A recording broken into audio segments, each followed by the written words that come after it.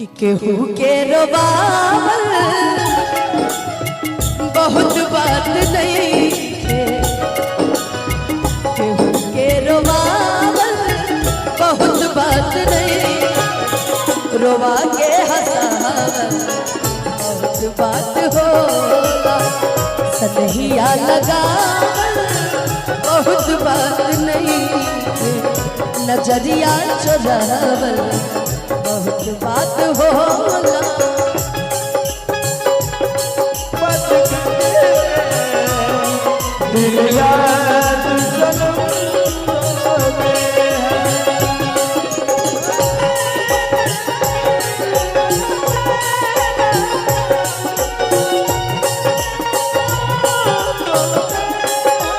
हम उनसे मोहब्बत करके, रुको यार, जानते हो पब्लिक तक आवाज नहीं पहुंच पा रही।